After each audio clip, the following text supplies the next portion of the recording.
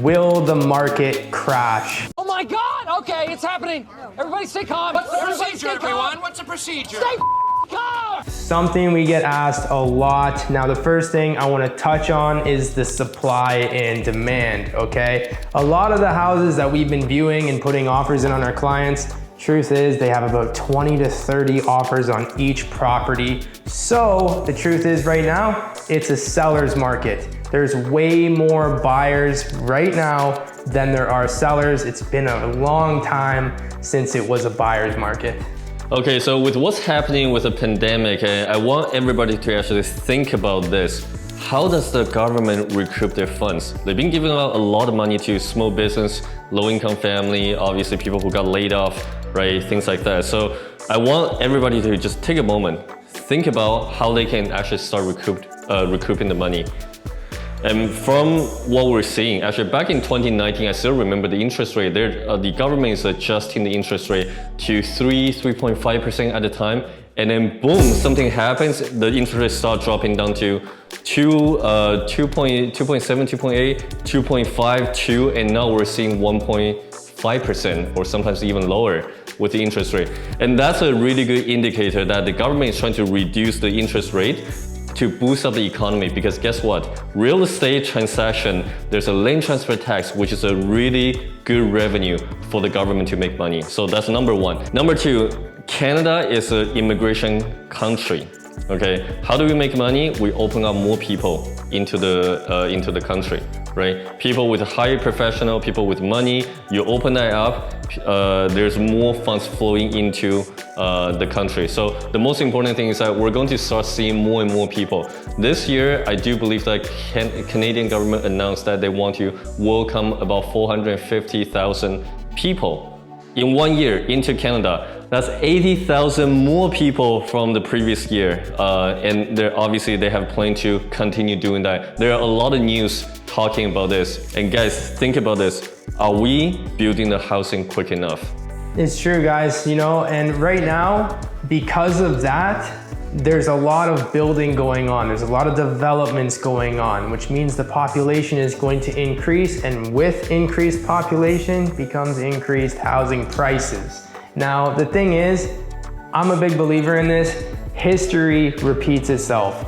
Things change, but there is a saying out there that the best time to buy real estate is always 5 years ago. Now, if you ask your parents, your grandparents, what they bought their houses for 30, 40, 50 years ago, and then ask them what it's worth now, you're gonna be blown away. Now, if you're a homeowner, you're probably sitting there thinking the same thing. Oh, I bought my house 5 to 10 years ago at this price, and now it's worth a couple $100,000 more. This doesn't seem to stop. No, it doesn't. And now there's another argument that we're hearing a lot more often is what happens when the interest rates start going up, like 2000 or 1990, where interest rates start shooting up to 20%. Can the interest rate shoot up to 20%? Absolutely. There's no way for us to actually predict what's going to happen with the market.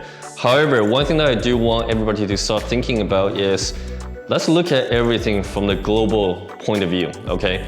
Back in 2008, when things are bad with a financial crisis, okay, how did that actually affect the interest rate globally, right? If you look at Asia, like some of the Asian countries that have an extremely low interest rate already, did that actually affect the interest rate? Okay, now if you look at, let's say, European country, Australia, right, the US, it actually didn't happen. So the point I'm trying to make is the following. Do not try to predict something that's completely out of your control. And when 20% happens, that's probably due to hyperinflation in the economy. And if that happens, we're not talking about the crashes on real estate only, we're talking about crashes on everything. Okay, so it's gonna be tough to actually predict. And the point that I'm trying to make is that put the things that are completely out of your control aside, right? Control what you can right now, which is buying a cash flow real estate so that when there's a fluctuation in the interest rate, you don't have to stress out, because guess what? Rental market works against the real estate market. If the interest rate goes up, the price goes down, the rent is gonna go much higher, which will still cover your daily expense. Speaking on things that are going on in the world right now, we are wearing masks, we're being told to social distance. this is another reason why I personally think the market is gonna continue to go up. Because what happens? There's a lot of vacant land out there.